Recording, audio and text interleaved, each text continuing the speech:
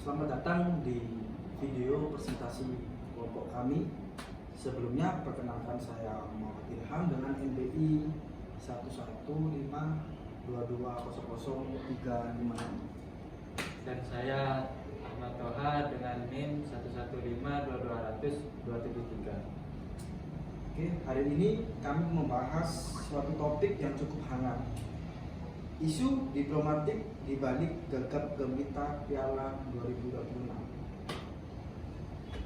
Baik, kami akan membedah bagaimana 4 media besar dunia yaitu Al Jazeera, CNN, BBC, dan TASS, yang mana mereka itu memberitakan isu ini lengkap dengan analisis netralitas dan juga framing dan pemilikan medianya. Oke, jangan berlama-lama, kita akan mulai.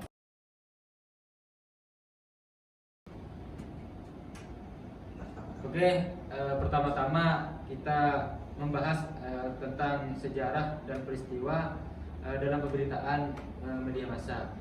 Jadi Piala Dunia di 2026 ini bisa dikatakan sangat istimewa. Kenapa? Karena melibatkan 3 negara sekaligus, yaitu Amerika Serikat, Kanada, dan Meksiko, yang mana dengan format berisi 48 tim. Tapi di balik euforia itu, turnamen ini justru berjalan berdampingan dengan rangkaian kontroversi diplomatik yang cukup serius, terutama yang bersumber dari kebijakan imigrasi Amerika Serikat di era pemerintahan Trump kedua. Nah, kronologinya itu dimulai jauh sebelum bola pertama ditendang, yaitu Presiden Trump menandatangani kebijakan pembatasan visa yang menyasar puluhan negara, yang mana termasuk beberapa negara peserta Piala Dunia seperti Iran, Somalia, terus Italia, dan Partai Gading. Oke, titik paling panas datang dari Iran. Hubungan Washington dan Teheran memburuk drastis setelah serangan gabungan Amerika Serikat dan Israel terhadap Iran pada akhir Februari 2026. Situasi ini membuat status keikutsertaan timnas Iran sempat menggantung. Dan Federasi Sepak Bola Iran akhirnya memindahkan base camp latihan dan Tucson, Arizona ke tujuan Meksiko karena ketidakpastian visa. Para pemain baru mendapat visa hanya 10 hari sebelum laga pembuka. Jadi sementara sebagian staf manajerial dan teknis mereka tetap ditolak.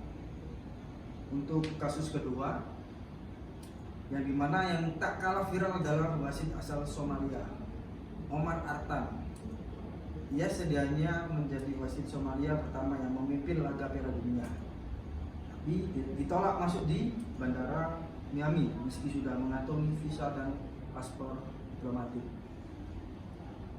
dengan alasan yang otoritas Amerika Serikat sebut menjadi kekhawatiran pemeriksaan lanjutan. Ada juga Presiden Asosiasi Sepak Bola Palestina yang visanya ditolak. Gelombang penolakan visa terhadap ratusan supporter dari Ghana dan Maroko, hingga kehadiran petugas imigrasi dan bea cukai Amerika Serikat atau US di area stadion yang memicu kekhawatiran pekerja dan pengunjung migran. Nah, bagaimana media ini memberitakannya? Mari kita bandingkan dari sisi headline, sikap pro dan kontra, frekuensi dan posisi pemberitaan masing-masing. Oke, kita mulai dari Al Jazeera, yang mana dari penelusuran kami, Al Jazeera adalah media yang paling intensif dan paling kritis untuk meliputi isu-isu ini. Kata diskriminatif yaitu menyoroti kasus Iran dan Oman, yang mana Artan secara mendalam bahkan mewawancarai pakar hukum olahraga dan aktivis Muslim di Amerika. Posisi Al Jazeera jelas kontra terhadap kebijakan visa AS, yang dimana frekuensi pemberitaan mereka soal isu ini pun sangat tinggi. Hampir setiap perkembangan kecil dan dari tiket supporter Iran sampai reaksi diplomat meliput secara berseri. berbeda dengan CNN, yang mana sebagai media Amerika, CNN memang tetap memberikan kontroversi ini, misalnya soal kehadiran S di stadion dan penolakan visa Artan. Tapi porsinya lebih kecil dibanding liputan performa tim dan jalannya pertandingan. CNN sendiri cenderung membingkai isu ini sebagai kontroversi atau tantangan logistik ketimbang pelanggaran hak asasi. Sikapnya lebih hati-hati karena posisinya sebagai media domestik AS yang meliputi kebijakan pemerintahan sendiri. Nah, sedangkan BCC di sini punya pendekatan yang agak berbeda lagi.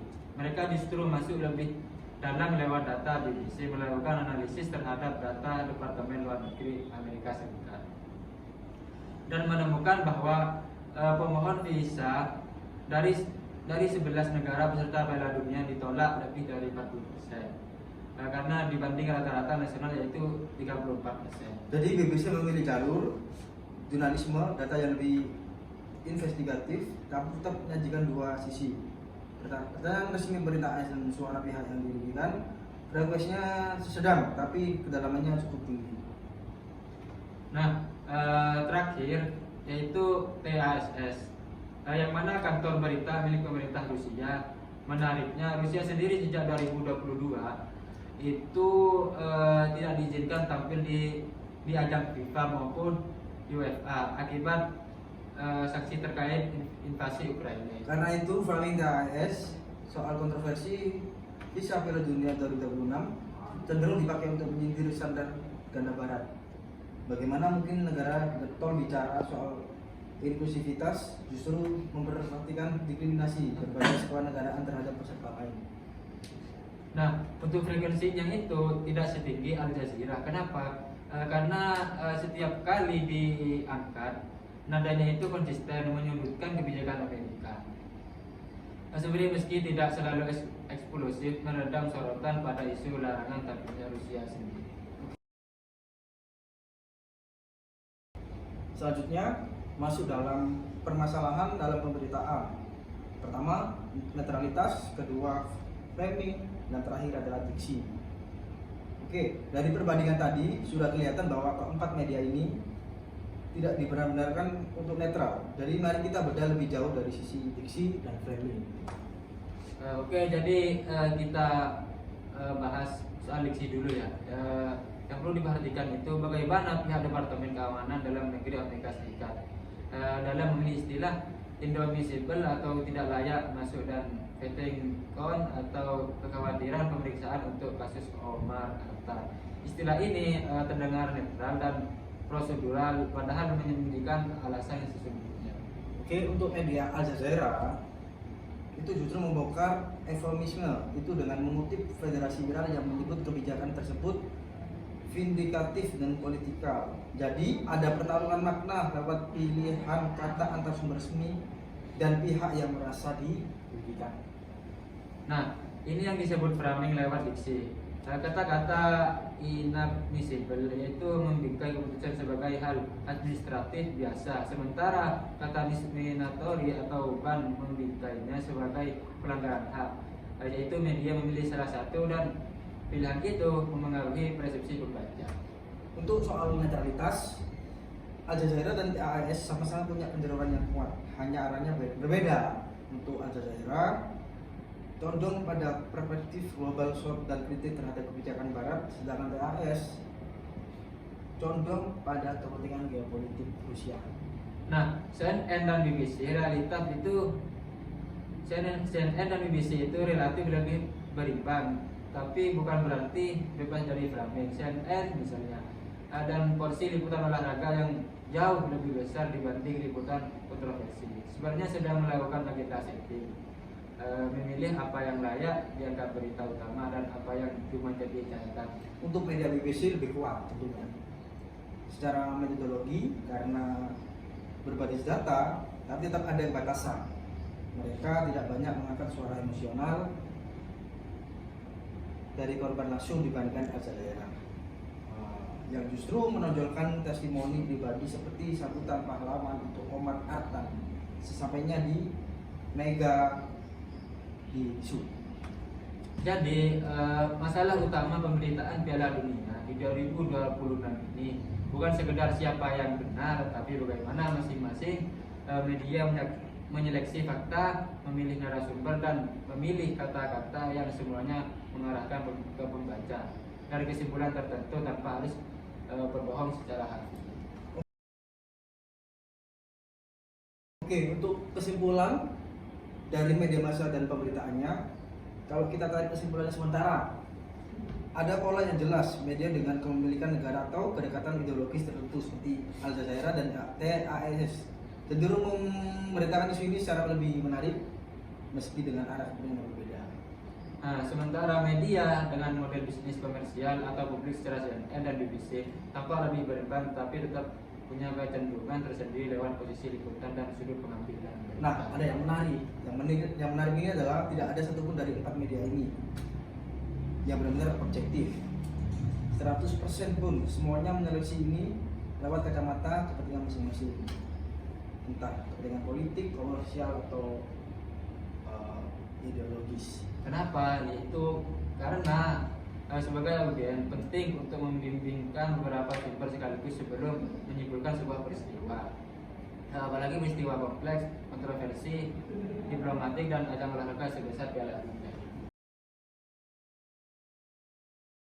Oke, kita masuk ke dalam isu diplomasi dan diskriminasi dalam pelaksanaan Piala Dunia 2026. Oke, pertanyaan adalah bagaimana media massa membingkai peristiwa isu tersebut atau pemberitaan tersebut. Jadi sekarang kita masuk ke bagian inti isu diplomasi dan diskriminasi. Pertanyaan pertama, bagaimana sebenarnya membingkai atau memframing media terhadap isu-isu secara keseluruhan? Bagaimana? Kalau kita gunakan kerangka framing sederhana, yaitu siapa yang dianggap korban dan siapa yang dianggap pelaku. Nah, apa akar masalahnya? Al Jazeera membangkai isu ini sebagai persoalan hak asasi dan imigrasi sistematik. Korbannya adalah negara-negara dan individu dan global south. Pelakunya adalah kebijakan imigrasi Amerika Serikat. Oke, untuk EES membingkainya sebagai bukti kemunafikan barat dalam isu inklusivitas global, sekaligus alat legitimasi tidak langsung atau posisi Rusia yang juga tersingkir dari turnamen ini karena sanksi internasional.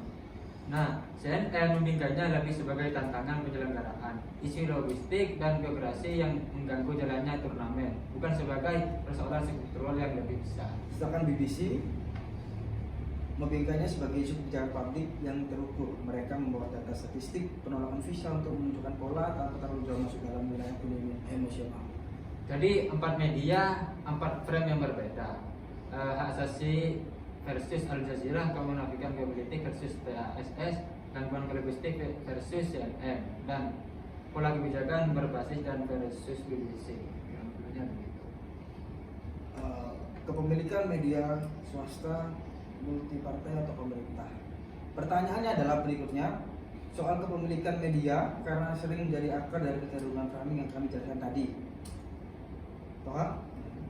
Jadi Al Jazeera dimiliki oleh Al Jazeera, media yang dibiayai pemerintah Qatar. Meski secara editorial diklaim independen, banyak pengamat untuk kepemilikan media swasta, multipartai atau pemerintah. Pertanyaan berikutnya adalah soal kepemilikan media karena ini sering menjadi akar dari kecenderungan framing yang kami jelaskan tadi. Nah, Al Jazeera dimiliki oleh Al Jazeera, media netral yang dipenuhi pemerintah Qatar. Meski secara editorial diklaim independen, banyak pengamat menilai posisinya tetap selaras dengan kepentingan diplomatik Qatar di kawasan, termasuk sikap kritis terhadap kebijakan Amerika Serikat di Timur Tengah. TAS jauh lebih jelas itu di kantor berita resmi milik negara Rusia di bawah kendali langsung pemerintah. Jadi pemberitaannya secara selaras dengan kepentingan diplomatik Kremlin. Nah, CNN adalah CNN itu media swasta komersial di bawah perusahaan media Warner Bros. Discovery karena bergantung pada iklan dan rating. CNN yang punya insentif menjaga hubungan baik dengan audien domestik Amerika Serikat yang beragam secara politik, sehingga pemberitaannya itu cenderung dijaga agar tidak terlalu memihak salah satu. Sementara BBC berhasil berstatus penyiar publik Inggris, dibiayai oleh publik dengan piagam yang mewujudkan independensi editorial dari pemerintah. Statusnya publik tapi bukan dorong ke negaranya yang membuat perdagangannya lebih ke arah jurnalisme berisi data dari dua sisi. Nah, jadi urutannya kira-kira begini. Di ASS itu media pemerintah penuh, Al Jazeera itu media yang didanai negara tapi dengan klaim independen editorial. Sedangkan BBC penyiar publik dengan independen terlembaga, dan CNN itu media swasta komersial. Apakah Piala Dunia sebagai diplomasi budaya berhasil atau gagal di 2026? Ini pertanyaan yang sangat menantang. Apakah Piala Dunia 2026 berhasil sebagai bentuk diplomasi budaya? Kalau kita bandingkan dengan Piala Dunia 2028, di Rusia sistem FAN ID, di sana justru mempermudah supporter asing masuk tanpa visa konvensial, dan turnamen ini banyak dipuji berhasil membangun citra positif meski di tengah ketegangan politik Rusia dan Barat saat itu. Kita kembali ke flashback ke Piala Dunia 2022. Di Hatta juga menuai kritik soal hak pekerja migran. Tetapi dari sisi akses masuk penonton relatif lebih mulus karena hanya satu negara tuan rumah dengan satu kebijakan visi yang konsisten. Nah, Piala Dunia 2026 ini berbeda karena format 3 negara tuan rumah, yaitu Amerika Serikat, Kanada, dan Meksiko. Dengan 3 sistem imigrasi yang tidak seragam, justru dari sinilah letaknya narasi olahraga, yaitu menyatukan dunia paling berpilihan. Oke, klaim FIFA soal turnamen sebagai perayaan inklusif dari kontrafaktif ketika dari satu liga tuan rumahnya justru menerapkan kebijakan travel ban terhadap puluhan negara, termasuk beberapa negara peserta asing. Jadi kesimpulan kami yaitu sebagai bentuk diplomasi budaya, Piala Dunia 2026 ini bisa dibilang berhasil secara sportif dan komersial. Penonton tetap memeluk, laga tetap berjalan, tapi gagal secara diplomatik dalam menjaga prinsip aktivitas selalu yang mana digaungkan FIFA, tertentu itu porsi penyelenggaraan di Amerika Serikat. Kita balik lagi ke 2018 dibandingkan dengan 2022. Jadi titik fiksi diplomatik edisi 2026 ini justru lebih tinggi dan tentunya lebih terekspos secara global, melibatkan banyak negara tuan rumah dan kebijakan yang saling bertolak belakang. Tentunya akan berbeda ya. Jadi untuk sejarah dan kondisi diplomatik negara-negara terlibat dengan Amerika Serikat saat ini gimana? Jadi terakhir, mari kita lihat konteks hubungan diplomatik negara-negara yang terdampak, karena ini kunci untuk memahami kenapa kontroversi ini muncul. Jadi Iran adalah kasus paling ekstrim. Amerika Serikat dan Iran sudah tidak punya hubungan diplomatik secara krisis penyelenggaraan dari tahun 1999 sampai dengan 1991. Tentunya hubungan itu makin memeluk drastis dari setelah serangan gabungan AS dan Israel ke wilayah Iran pada Februari 2026. Itu sangat buruk ya, secara drastis ya. Yang secara de facto membuat kedua negara berada dalam kondisi yang terbuka di dalam turnamen. Nah, Somalia sendiri itu punya sejarah berbeda, yang mana negara ini penuh mengalami keruntuhan pemerintahan pusat sejak 1991 dan baru perlahan membangun kembali institusinya di bawah pemerintahan Trump. Somalia dimasukkan ke daftar larangan berjalan, diperparah oleh retorika Presiden Amerika Serikat yang beberapa kali merendahkan komunitas imigrasi Somalia. Tidak hanya Iran, tentunya Iran juga terlibat. Iran punya sejarah panjang dengan intervensi militer Amerika Serikat sejak invasi ke Irak. Hubungan kedua negara saat ini rumit dan rapuh, apalagi saat kualifikasi Piala Dunia. Penutupan wilayah udara Irak akibat konflik regional sempat membuat sebagian supporter mereka terjebak di Baghdad dan pelatih kepala terpaksa menolak tim dari jarak jauh. Saya berdekatan. Ya. Nah, kasus Palestina juga penting. Presiden Asosiasi Sepak Bola Palestina dilaporkan ditolak visanya. Ini mencerminkan visi diplomatik Amerika Serikat yang secara historis sangat dekat dengan Israel, sehingga otoritas Palestina sering menghadapi hambatan administratif serupa dalam berbagai forum internasional. Tidak hanya Irak dan Iran, lalu ada kelompok dari Afrika, yaitu Afrika seperti Somalia, Pantai Gading, Senegal, dan negara Karibia seperti Haiti yang sama-sama masuk dalam travel ban. Sejarah panjang ketimpangan hubungan AS dengan negara-negara mengungkap prakolonial ini tentu menjadi konteks di balik tingginya angka penolakan visa dari kawasan tersebut. Terakhir yaitu ada Rusia yang mana justru tidak tampil sama sekali di Piala 2026 karena saksi FIFA dan UEFA sejak invasi ke Ukraina tahun 2022. Meski tidak terlibat langsung dalam kontroversi visa, posisi Rusia inilah yang membuat TSS punya kepentingan untuk membingkai kontroversi Amerika Serikat sebagai bukti standar guna dunia barat. Jadi untuk keseluruhan kita rangkum sehingga ada kontroversi diplomatik dari 2026 ini sebenarnya adalah cerminan dari ketahuan politik Amerika Serikat yang sangat kompleks dan penuh ketegangan dengan banyak negara mulai dari musuh lama seperti Iran, negara laku seperti Somalia dan Irak hingga isu-isu sensitif seperti Palestina juga terlibat dalam permasalahan ini.